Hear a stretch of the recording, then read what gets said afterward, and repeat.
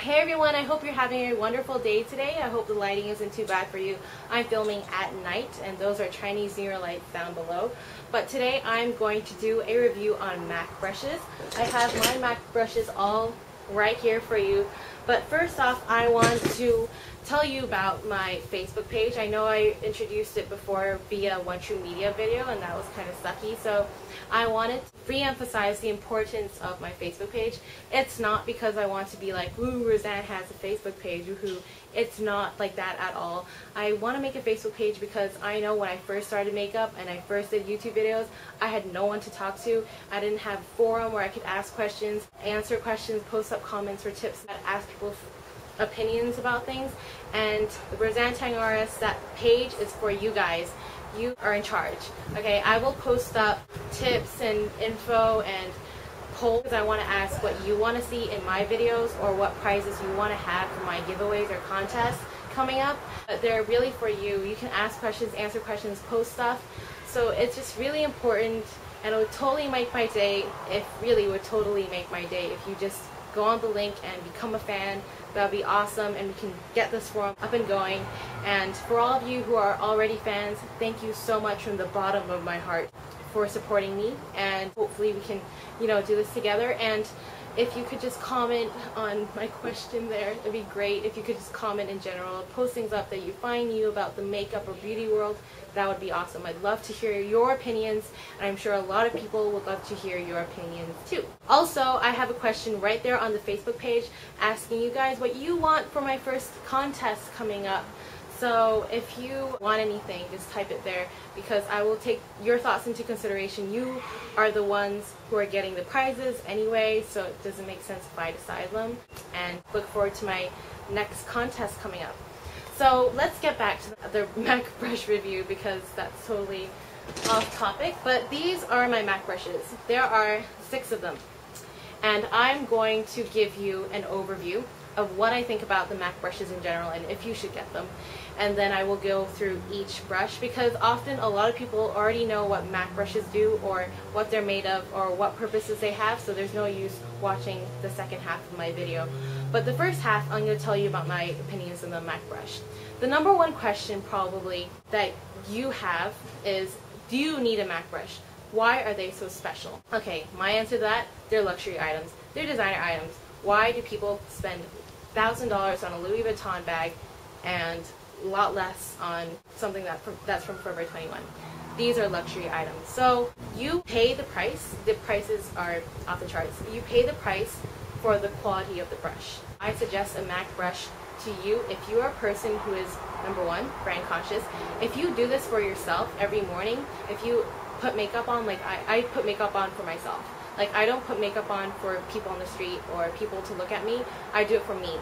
And if you do it for you, then makeup brushes are great because they just make you feel good when you apply makeup. I don't know what that feeling is. I guess it's sort of like a Louis Vuitton bag, except not because you're not showing anyone that you are doing it.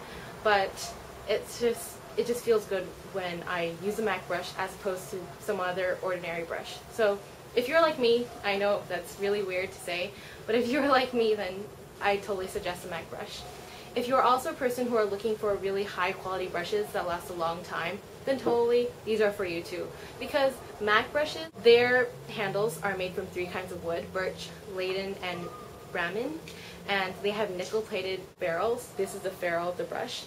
And they're just really high quality. There are tons of people out there who are really loving their MAC brushes and they've used it for like 5 or 10 years and they haven't changed it, but they've taken care of it properly. So the life of your brush really depends on how well you take care of it. Do you wash it every week? Do you use brush guards to protect their hairs? Stuff like that. It really depends on how well you take care of it. I take safety precautions because these are like the diamonds of my collection. If anything screws them up, they're like dead. So if you are a person who's really into something that lasts long and something that is very high quality, then totally recommend MAC brushes for you. Third thing, if you're a person who wants a brush that does a variety of things all in one, then MAC brushes are also for you because they're designed so that they don't even just have one purpose. They have a multiple array of purposes that you can use them for. So if you are one of the above or all of the above, then I suggest MAC brushes to you. But if you aren't, then MAC brushes are just luxury items. Straight off the bat, you don't need them.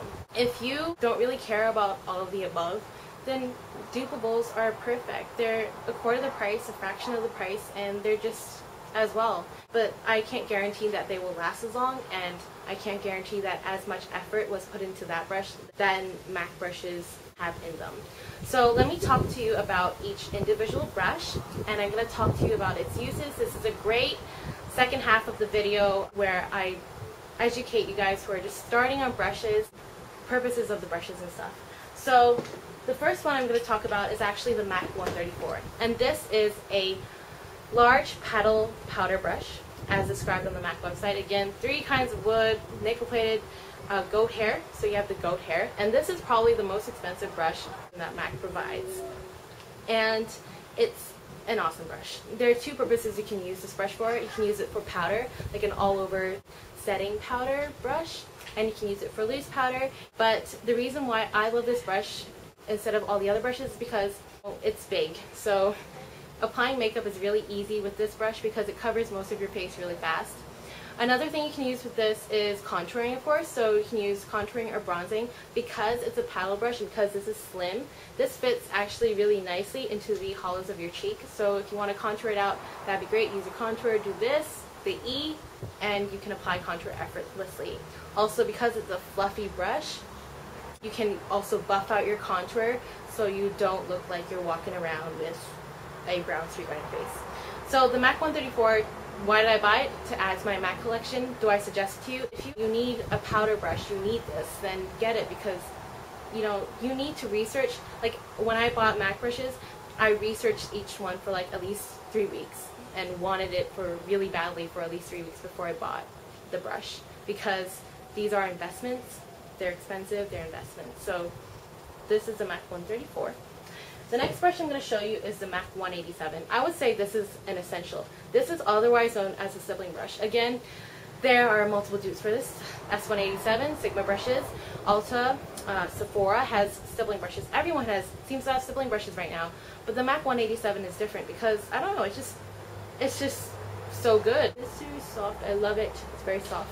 And if you are new to stippling brushes or you don't know what this thing is, then the MAC 187 is otherwise known as a skunk brush. There are 2 fibers. So there is the white fibers, which are independent of the black fibers, which is goat hair, and they're different fibers. These are synthetic, and this is goat hair. So this brush is great for a variety of purposes. If you're looking for a brush that does a lot of things, this can be used for powder. Your MSF Natural can use for your foundation, your blush, and your bronzer, your highlight. Anything, obviously, if you want something sheer and natural. So I use this specifically for my liquid foundation. So if you're a liquid foundation user, this might be the little wand for you, because it gives you a natural look with enough coverage. But it's slightly sheer, so it's natural, but it gives you an airbrushed look. I don't know really how to describe it, but it's great. Another reason why I like this is because it has a really large radius, so that covers my face really fast, so I like using that as well.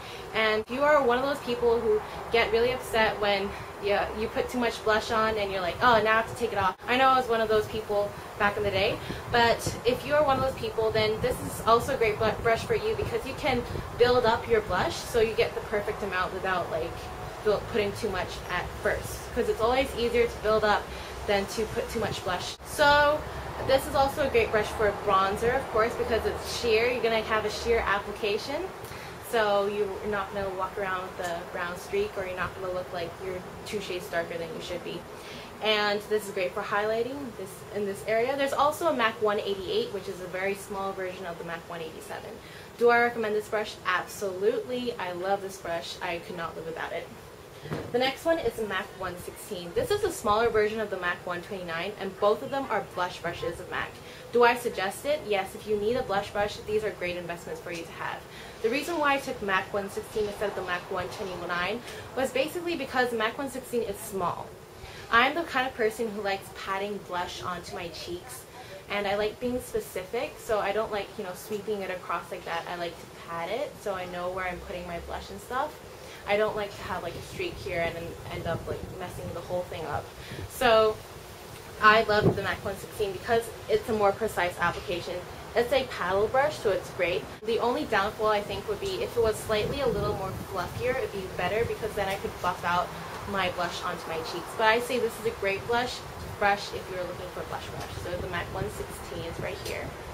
The next one is the MAC 109. The MAC 109 is a contour brush. Okay, it's a very dense contour brush, as you can see. And there are two types of people in the makeup world. There is me, and you know, other people who like contour brushes that are small and can fit into the hollows of my cheek, and there are people who like the angled blush brush to do the contouring because they think it's faster. I don't like the angled blush brush. If you are looking for the blusher, it's MAC 168, but I don't like the MAC blush brush simply because I don't like aligning the brush onto my face. I like knowing where my contour is, buffing it out and stuff like that. And this is great because it's so fluffy, so I have minimal chances of walking around with a brown streak, which is pretty bad. But yeah, you can buff it up and contour it, and it's just a great brush.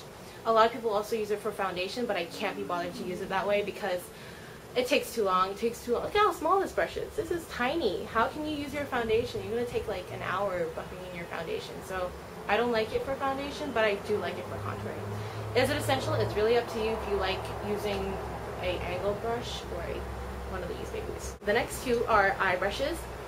This is the MAC 224. So the MAC 224 is a blending brush, which is essential if you do eye makeup. You don't want to walk around with color blocks on your eyes. That doesn't make sense. So the MAC 224 is great for that purpose. It's just blending. It's very soft. It's nice and fluffy, but honestly, you don't need it. Like, I think eye brushes, if you have minimal money and can't spend on eye brushes and can't spend on face brushes both together, I would say MAC brushes have great face brushes.